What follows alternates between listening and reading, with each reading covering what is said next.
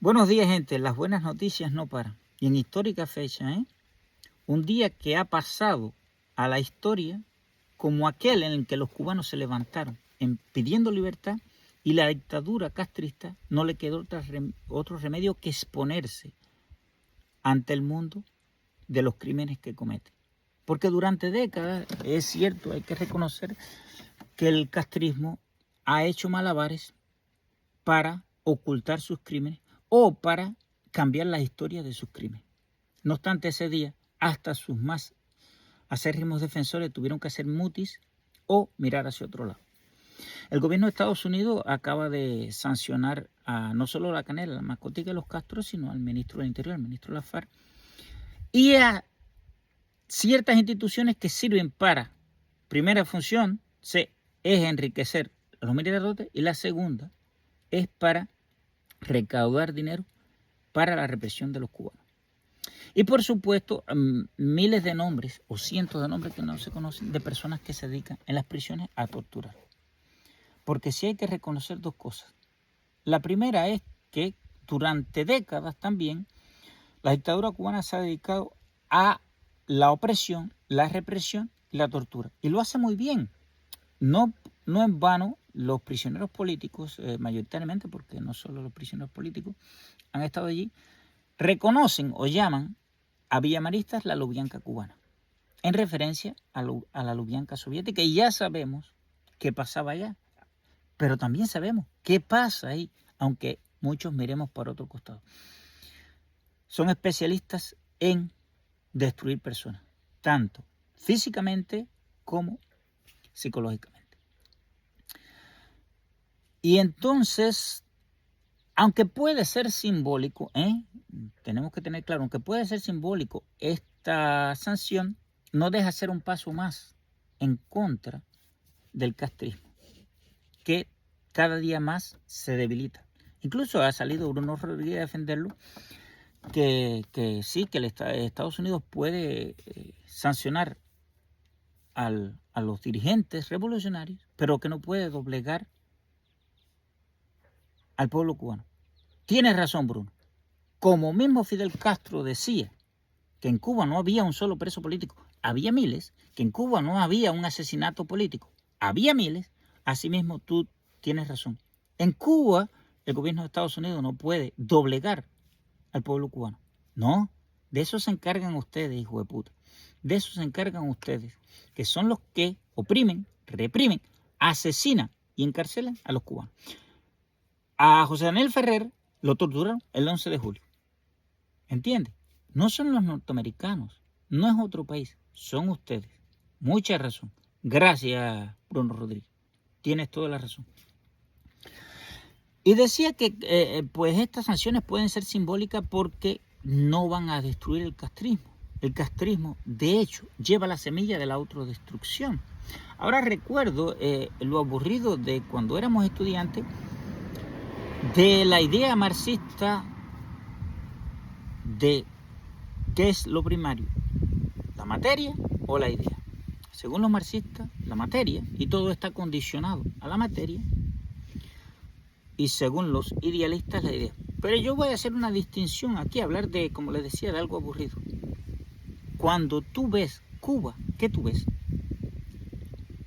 La materia subordinada o condicionada a una idea, a la idea del castrismo, de Castro, mayor artífice, uno de los personajes, individuos más macabros de la historia, que felizmente no tuvo la posibilidad de destruir la humanidad, que es lo que él quería, en lanzar los R-12, que había 3 operativos, quien estoy variando un poco para hacerles recordar, quien haya visitado La Habana, lo quitaron en 1991, a la entrada del túnel había un R-12. Ese cohete que había ahí, que tenía la capacidad de llevar 3 ojivas nucleares y pesaba 105 toneladas, 105 toneladas, y el único lugar de Estados Unidos que no podía alcanzar era Seattle.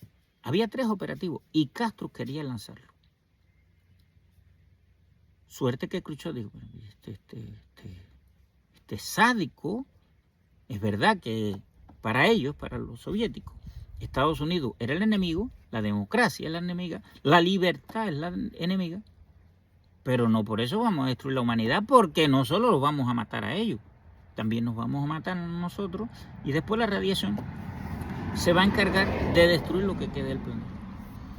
Felizmente, pues no se hizo, y entonces Fidel Castro le dio la rabieta a Nikita Mariquita y mandó a los corderos a manifestarse, y bueno, allá fueron los corderos, como mismo antes los corderos fueron a pedir paredón contra inocentes, contra personas que simplemente no habían escrito en la lista, pues si Fidel es comunista, que me noten en la lista.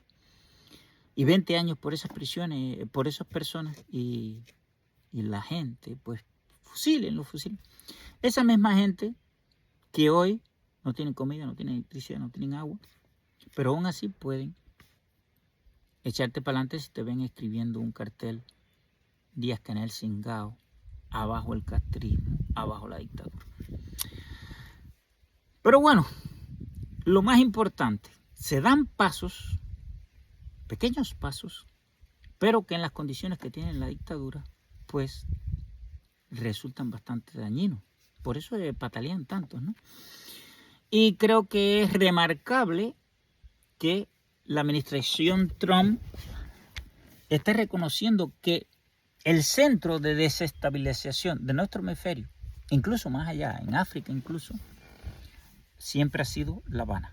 Si hay una dictadura en Venezuela, es porque había una dictadura en La Habana. Si hay una dictadura en Nicaragua, es porque había una dictadura en La Habana. Si Chile, Argentina, México, Brasil, lo fue Ecuador, ahora Honduras, son gobiernos paradictatoriales, Colombia, que no se nos puede quedar, es porque La Habana extendió sus tentáculos hasta ahí. No hay dinero para un vaso de leche, para una medicina, para electricidad, para el agua, para alimentación básica, pero sí hay dinero para financiar campañas y llevar al poder a personajes como Lula, como Petro, como Correa, como Evo Morales. Para eso sí hay dinero, para financiar a Cristina.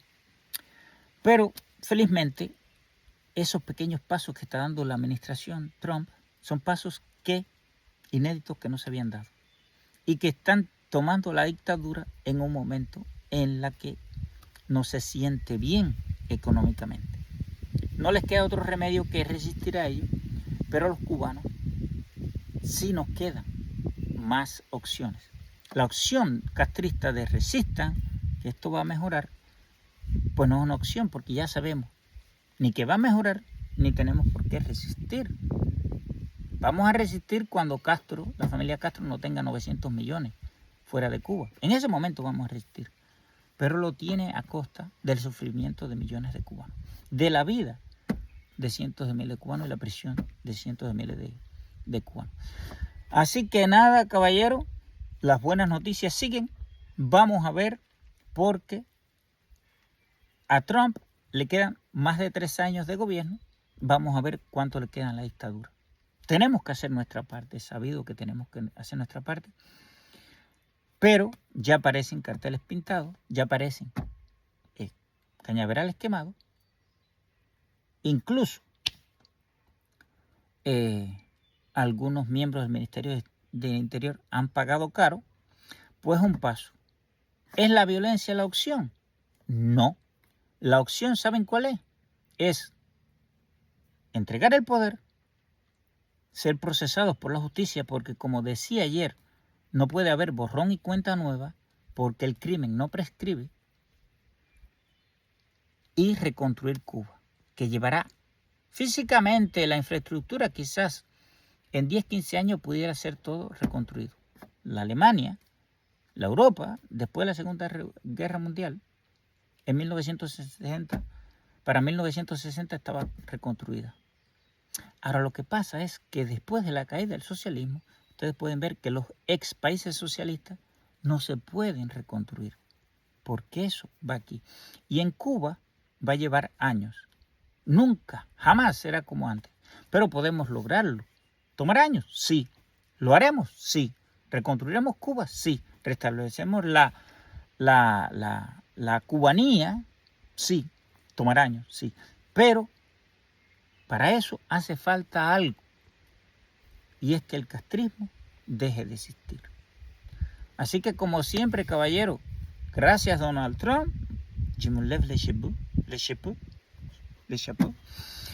Y como siempre digo, patria y vida y abajo el castrismo.